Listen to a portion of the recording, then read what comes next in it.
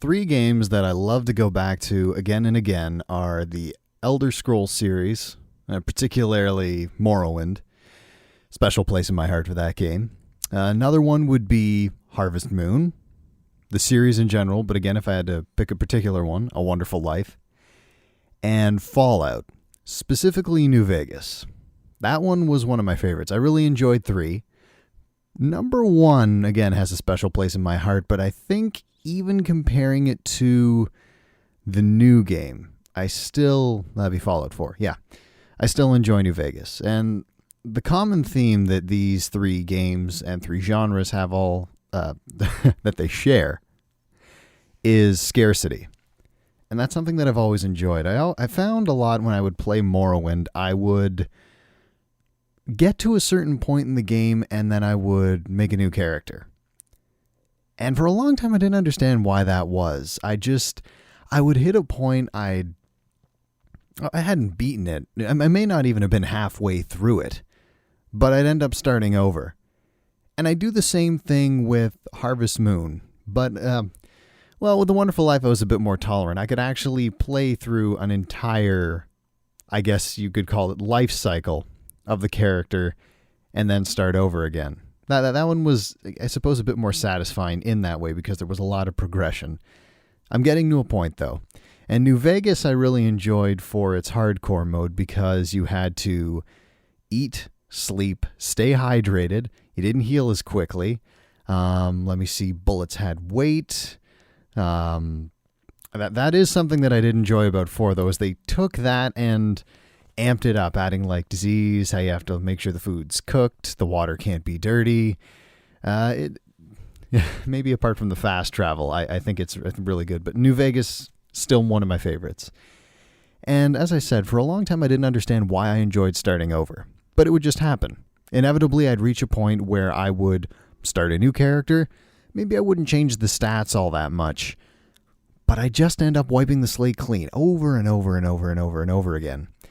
And it wasn't monotonous, and I wasn't getting frustrated with the game. I enjoyed starting over. And that's when I realized, I actually think it was probably the 3rd time I'd played hardcore on New Vegas, why I did that. And it's because I really enjoy scarcity. I enjoy the grind, not necessarily of having to start at like level 1 and work my way up to the cap, but of having very little.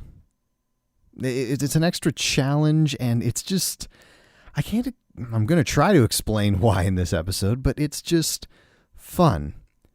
I think maybe the best way to compare it would be, I wish I could quote this more accurately, but that story about the guy who conquered the world and then wept because there was nothing left to conquer at the end. I'm going to have to look that up. But it's that kind of mentality where when you start off, especially, and I'll use New Vegas' hardcore mode as an example of this, you've got nothing. And you're given a few small items, but you still basically have nothing. The world is huge, the world is open, and it's scary, and it hates you. It's going to try everything it can to crush you, beat you down, kill you, rip you off, screw you over. You get where I'm going with this. And in spite of all these seemingly insurmountable odds, you endure, you persevere, you gain whatever meager supplies you can together, and you embark on this epic adventure.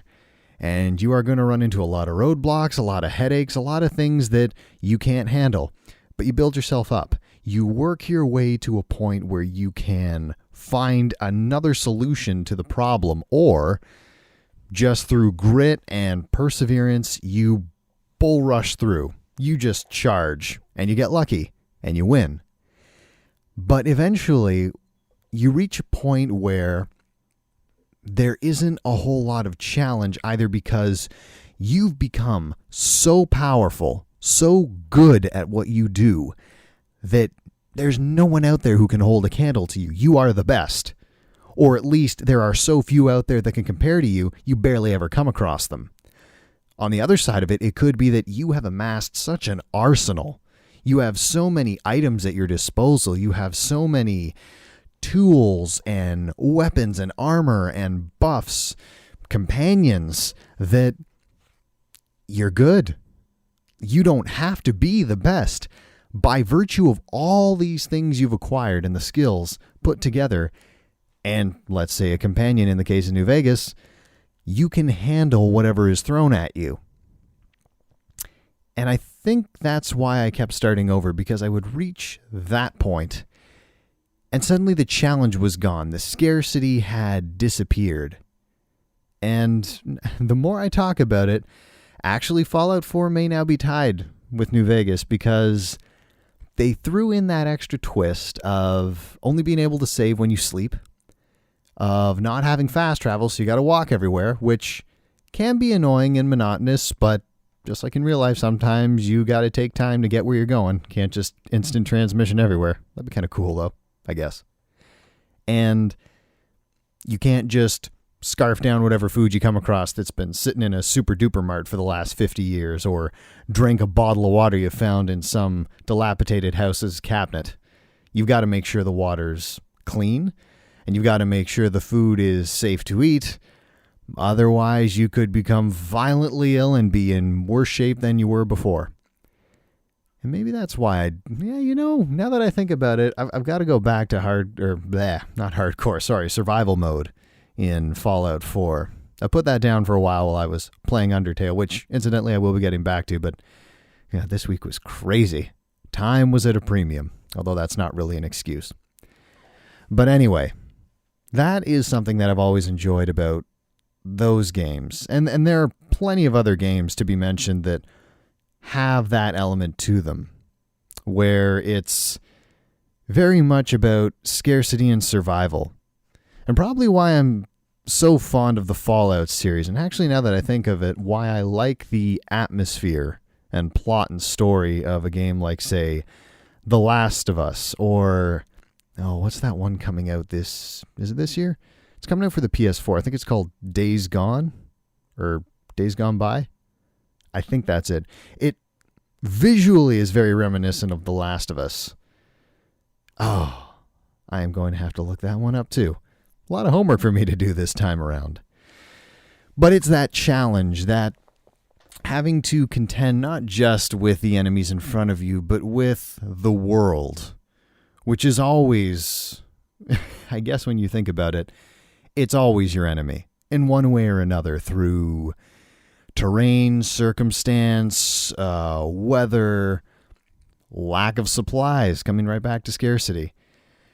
That's what I really enjoy about those games. Starting off with nothing and being expected to make something of yourself and survive in spite of all that. And at the same time, it's also good to finish what you start, which is why I force myself to not give in to that urge to double back and start at ground zero and actually finish the game in its entirety before I decide to start over again. But anyways, that's it for this episode. Again, if you guys have any comments, any stories you'd like to share on the subject, any games that I missed, because I know I glossed over a library's worth. I focused on the ones that I know well and that mean the most to me, but whichever ones come to mind for you, even if they don't fit the same sort of genre, I'd be very interested to hear some of the games that you enjoy for a similar reason. And of course, if you enjoy the video, share it with people. And until next time, my name's Rye. Take care of yourselves.